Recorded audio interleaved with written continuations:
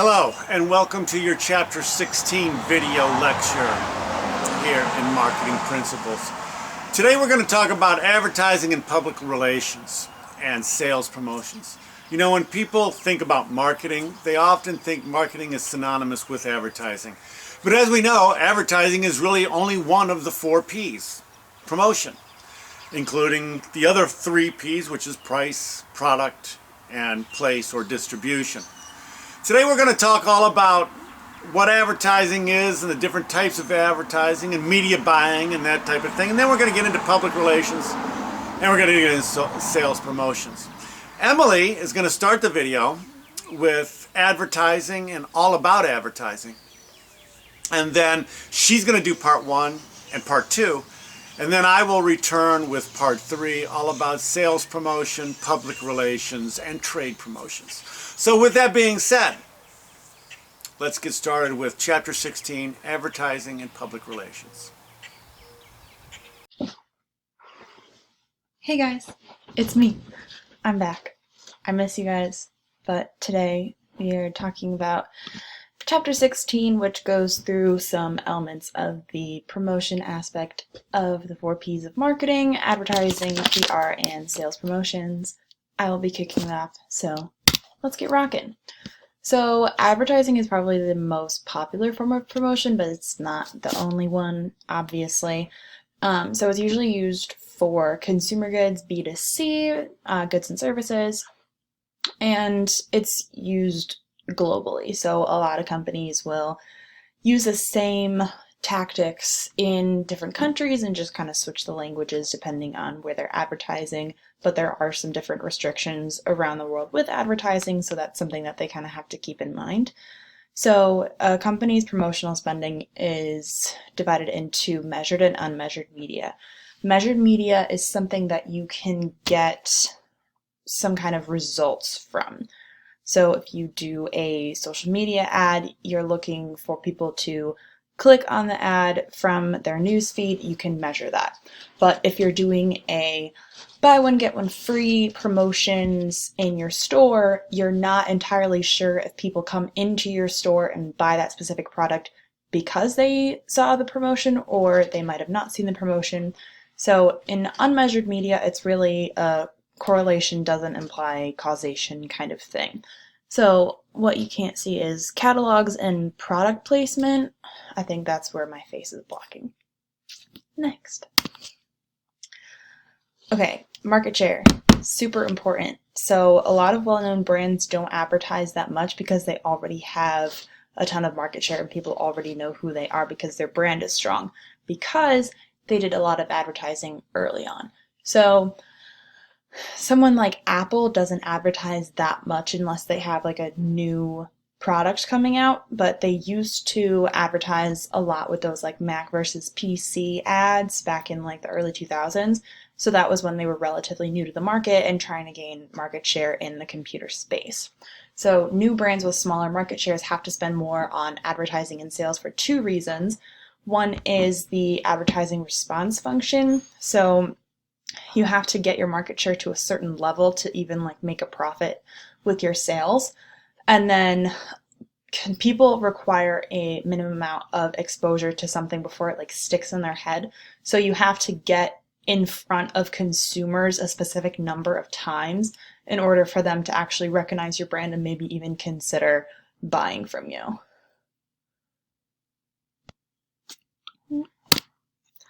Okay.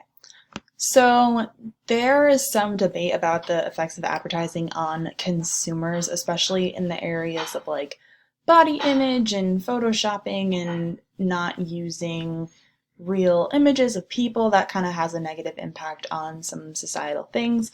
But the main effect of advertisements is changing attitudes, behaviors, and cognitions, those ABCs that we talked about. So it's really about reinforcing positive attitudes or trying to create a positive attitude towards a brand among consumers. So if you see a product from a company that has a strong brand, you might rank its attributes above a product from a company that has less of a strong brand, even though the attributes are more or less the same, which I'll get into when we start talking about features and benefits. Okay, institutional advertising. This is what a lot of companies are doing right now in the wake of COVID-19. Yeet. So it's enhancing a brand rather than promoting a specific product.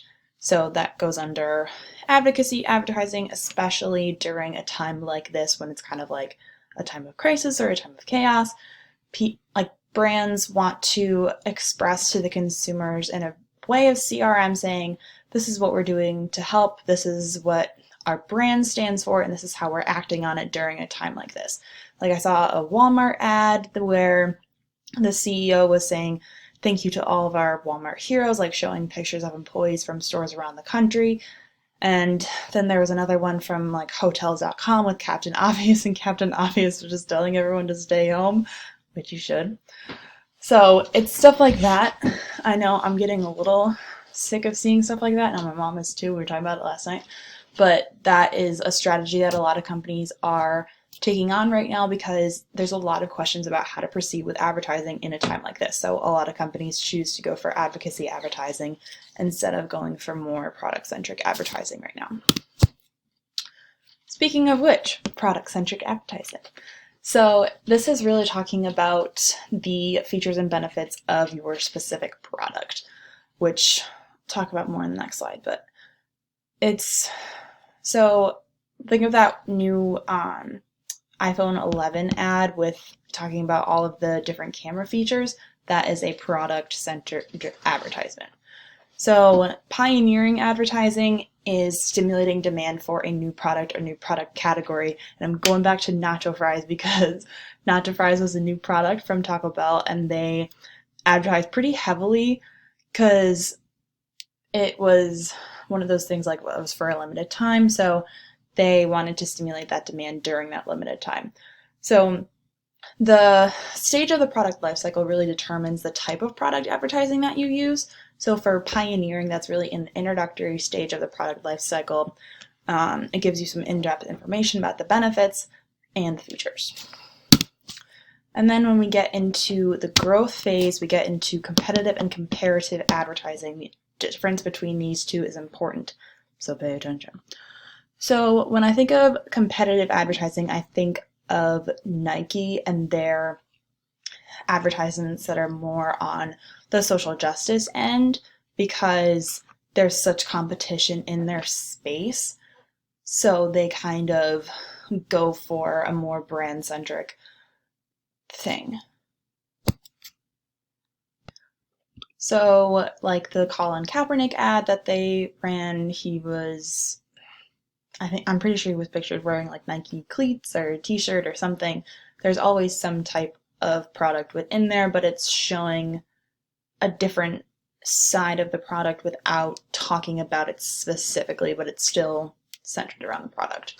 So that is really about influencing a demand for a specific brand without talking about the competitive brands that it competes with in the same space, which is what comparative advertising does.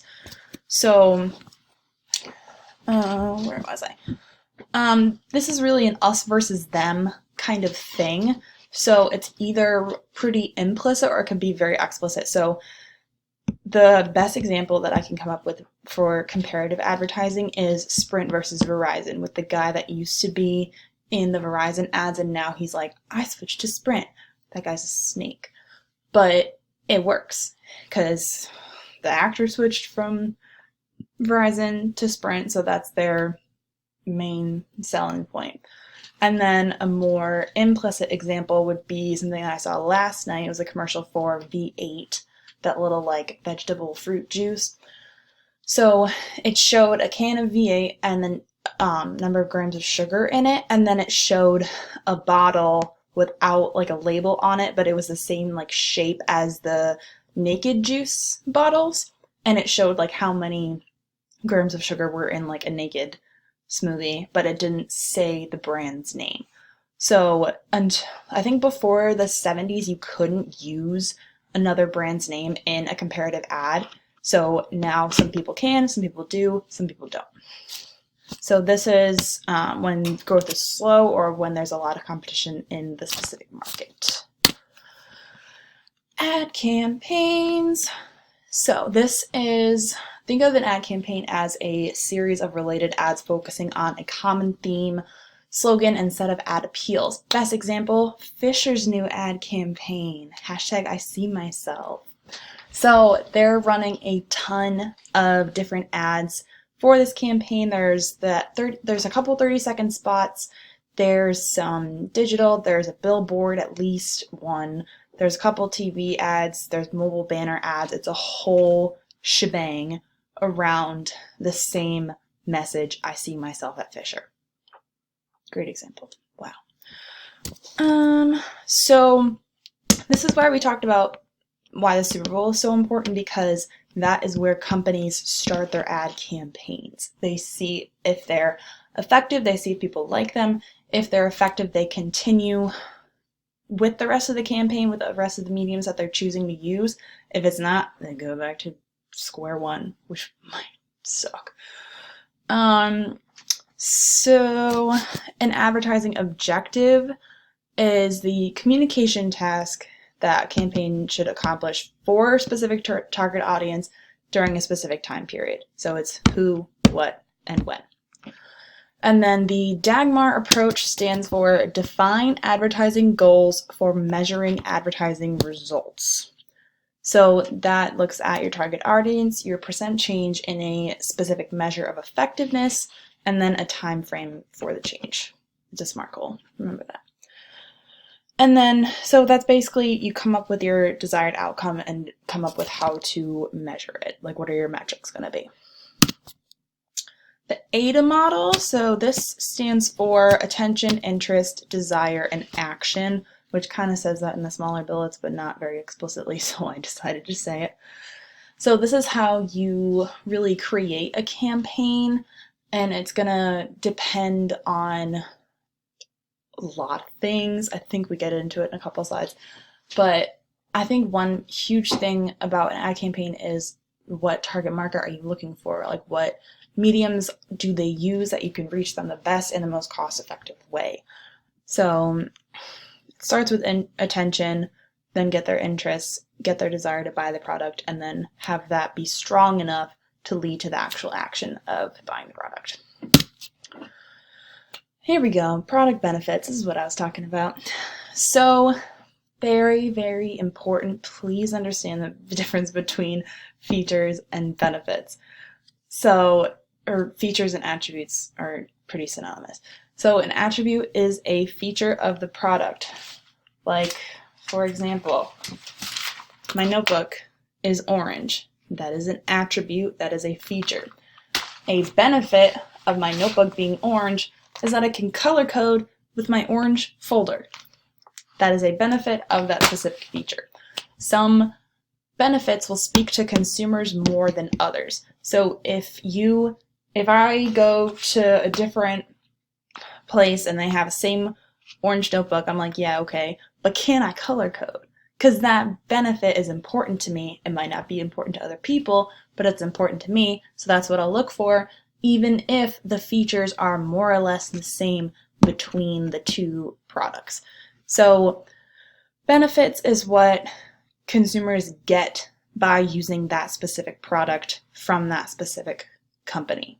So that's what you really have to push in an advertisement, because features are more or less becoming the same for a lot of products. Appeals. This is fun. So an ad appeal is a reason for someone to buy a product. It plays off of emotions, and you can evaluate appeals based on the objective that you're trying to get. If you're trying to grab someone's attention, you could use humor, you could use celebrities, you could use sex appeal. There's a ton of options that consumers go through. And then for a USP, unique selling proposition, think of translating a company's competitive advantage into like ad speak per se. So it's taking a competitive advantage of the brand or product and translating it into terms that consumers will understand. So that is a good comparison for y'all to use. Executing the message is basically how to make the message memorable, how to make it stick in consumers' brains. So it's the style in which the information is portrayed. It can be very creative with slogans and such, taglines. And then the ADA plan is a good blueprint for executing an ad message. Like I said, humor is a pretty effective appeal.